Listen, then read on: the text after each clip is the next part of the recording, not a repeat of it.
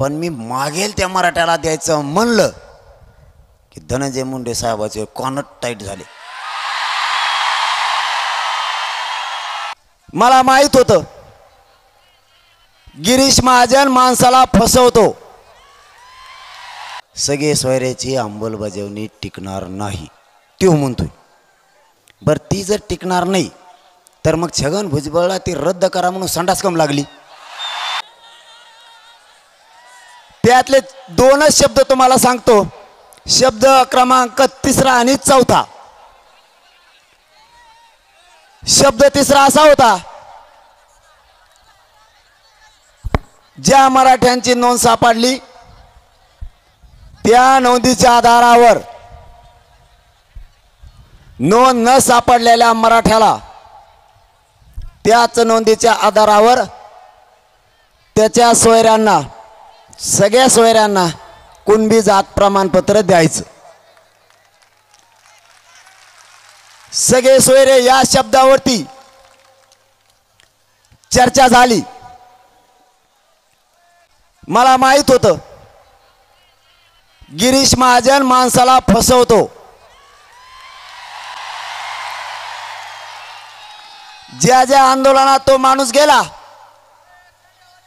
ते आंदोलन कायमचं बंद पडलं.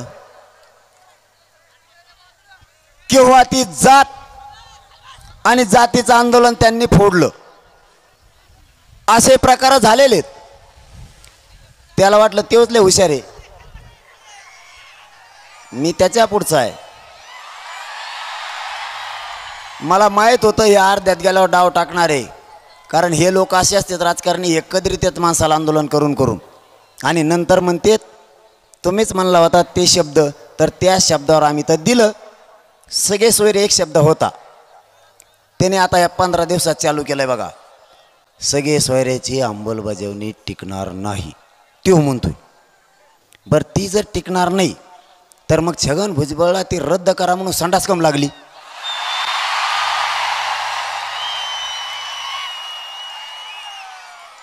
ते झोपा नाही कमून मग सगळ्या सोयऱ्याची अंमलबजावणी टिकणार नाही ना, मग झोप ना घरी उडून दे ना.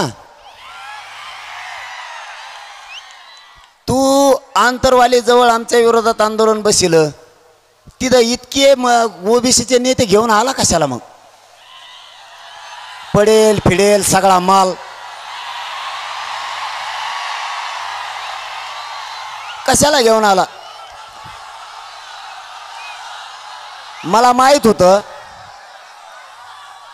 जी सगळ्या सोयऱ्याची अंमलबजावणी आहे याच्याबद्दल काहीतरी आडी अडचणी त्यो आणणार, हे मला पक्क माहित होतं.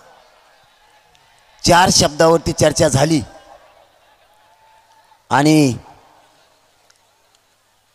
तिसरा शब्द होता सगळे सोयरे, म्हणजे ज्या मराठ्यांची नोंद सापडली त्याच नोंदीच्या आधारावर त्याच्या लग्नाच्या गणगोतात ज्या सोयरिकी जुळतात त्या सोयऱ्यांना सुद्धा द्यायचं. कारण ज्या मराठ्यांची नोंद सापडली त्या मराठ्यांचा व्यवसाय आणि त्याच्या सोयऱ्याचा व्यवसाय सारखाच आहे. कारण व्यवसायाच्या आधारावरतीच आरक्षण दिलं गेलेलं आहे म्हणून. ही झाला एक शब्द. त्यावेळेस आलेले होते मायबापावर 4 जज न्यायाधीश 4. हे तुम्हाला माहीत असावं म्हणून सांगतो, नुसती बडबड करू नका. ज्या दिवशी आंतरवालीला 4 जज आले होते त्या दिवसचं चर्चा लाईव्ह होती. ती तारीख जरा शोधा आणि ते पूर्ण चर्चा आपण मराठ्यांना ऐका, म्हणजे तुमच्या लक्षात येईल त्या दिवसच्या चर्चेत काय काय ठरलं होतं. गाफील राहायचं नाही मराठ्यांना अजिबात. सगळे सोयऱ्यांच्या शब्दावरती 4 न्यायाधीश, आलेले 8-10 मंत्री, भाराभर आलेले आमदार त्यांच्या संघ, खासदार, कायद्याचे आणि घटनेचे अभ्यासक, आरक्षणाचे अभ्यासक, सचिव, हे सगळे लोक, मागासवर्ग आयोगाचे अध्यक्ष, हे व्यासपीठावर बसले आणि सगळे सोयरे या शब्दावरती सगळ्यांना एक मत केलं की ज्या मराठ्यांची नोंद सापडन आणि ज्या मराठ्यांच्या नोंद सापडत नाही त्या नोंदीच्या आधारावरच या सुद्धा मराठ्याला म्हणजे त्याच्या सोयऱ्याला द्यायचं या शब्दावर एकमत झालं. पण मला माहीत होतं गिरीश महाजन पुढं चालून काहीतरी खोडी करणार आणि तो म्हणलाच सगळे सोयरे टिकत नाही. गिरीश महाजन साहेब मी तुमच्या पुढचा आहे.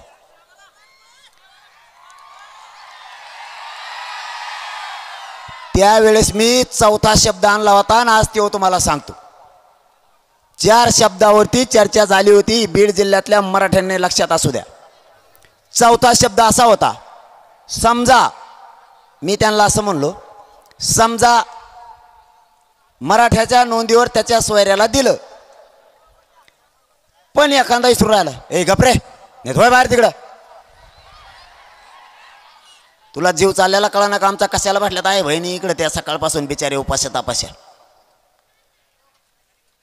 कधीतरी नातवाला न्याय मिळावा, कधीतरी मराठ्यांच्या जातीवरचा अन्याय कमी व्हावा, कधीतरी आपले लेकर अधिकारी बनावेत, कधीतरी आपल्या दारात लाल दिव्याची गाडी यावी, आपली मुलगी अधिकारी बनावी हे स्वप्न बघतात आणि इतकं तरपडायला लागले तर तुम्ही बॉम्बलायला लागला तिकडं. थोडी थोडी तरी समाजाची तळतळ समजून घ्या. समाजाच्या वेदना किती आहेत, समाज किती संकटातून चाललाय, समाजाचे लेकरं किती त्रास सहन करायला लागलेत. कधी काळी तरी भावनिक व्हा, कधी काळी तरी समाजाचा आणि जातीचा विचार करायचा शिका. त्यावेळेस मला माहित होतं की हे सरकार कोणाचंच नसतं. हे हरामखोर लोक फक्त स्वतःचेच खुर्चीचं बघतात, दुसऱ्याच्या जातीचं यांना काय देणं घेणं नाही. सगळ्या सोयऱ्यांच्या बजावणीच्या बाबत काहीतरी बोलतीलच. मी तुम्हाला खात्रीनं सांगतो ती अंमलबजावणी उडणार नाही अशी माझा स्वतःचं म्हणणं आहे. त्याचं कारण असं आहे की जी अंमलबजावणी सगळ्या सोयऱ्यांची केली ती फक्त मराठ्यांसाठी नाही आहे. ओबीसीतल्या जेवढ्या जाती आहेत तेवढ्या जातीचं जर कोणी राहिलं असलं ओबीसी आरक्षणात तर त्याला त्या सगळ्या सोयऱ्याच्या माध्यमातून आरक्षणात येता येतं म्हणून ते उडत नाही. हे स्वतः न्यायाधीश म्हणले, कायद्याचे अभ्यासक म्हणले, घटनेचे अभ्यासक म्हणले त्यावेळेस, आणि आरक्षणाचे अभ्यासकसुद्धा म्हणले. तो झाला एक शब्द, बरं उडलं तर उडून दे. गिरीश महाजन साहेब उडलं तर उडून दे, जाऊ दे, काय करतो मग आता?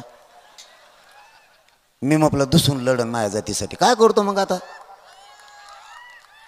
कारण आपण शेती जरी पेरली एकदा मग काय 10 वर्ष पेरायची गरज नाही का? दरवर्षी पेरत लागन ना. एकदा फसेलं तर तुमचंच पोरग आहे. मी काय करता मग आता? परत लढन भाऊ, काय आता त्याला काय करू, दुसरं तर काही नाही.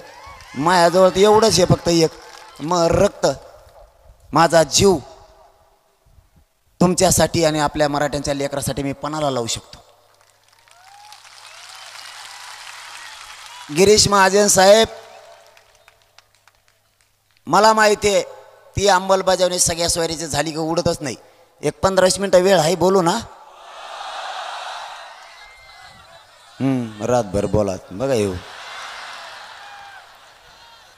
मला माहित होतं गिरीश महाजन साहेब तुम्ही डाव टाकणार, पण मला माहित होतं मी क्षत्रिय मराठ्यांचा आहे, मैदानात उतरताना सगळे डाव सगळं ठेवायचे. मी त्याच वेळेस आणखीन एक शब्द सांगितला होता चर्चेत, तो मी आज माझ्या मायबाप मराठ्याला सांगतो. 3ऱ्या क्रमांकाचा शब्द होता सगळे सोयऱ्यांची अंमलबजावणी करायची. सगळे सोयरे म्हणजे काय, त्याची व्याख्या काय आणि कशामुळं द्यायचं हे तर मी तुम्हाला आत्ता सांगितलं. कशामुळं द्यायचंय सोयऱ्याला, तर आपल्या सोयऱ्याचा आणि ज्या मराठीची नोंद निघाली त्या दोघांचा व्यवसाय सारखाचे म्हणजे शेती म्हणून द्यायचं. कारण शेतीच्या आधारावर कुणबी मराठ्यांना विदर्भात दिलंय म्हणून विदर्भातल्या मराठ्याचा ना आपला व्यवसाय एकच. ह्यो झाला एक. हरणे फिरणे वाजू नको, कायम बंद करतील नाही तर बॅटरीचे वायर घ्यार काढून. चौथा शब्द आहे, जर सगळ्या सोयऱ्यात दगा फटका झाला किंवा सगळ्या सोयऱ्यातून जर मराठा विसरून राहिला, माझ्या राज्यातला एकही मराठा आरक्षणापासून वंचित नाही राहायला पाहिजे. म्हणून आपण त्यांना चौथा शब्द सांगितला. चौथा शब्द मायबापांना असा आहे, ज्या मराठ्यांची नोंद सापडल त्या नोंदीच्या आधारावरच महाराष्ट्रातील जो मराठा मागेल, ज्या मराठ्यांची नोंद सापडली त्याच नोंदीच्या आधारावर राज्याअंतर्गत येणारा मराठा मागेल त्या मराठ्याला त्याच नोंदीच्या आधारावर कुणबी प्रमाणपत्र द्यायचे.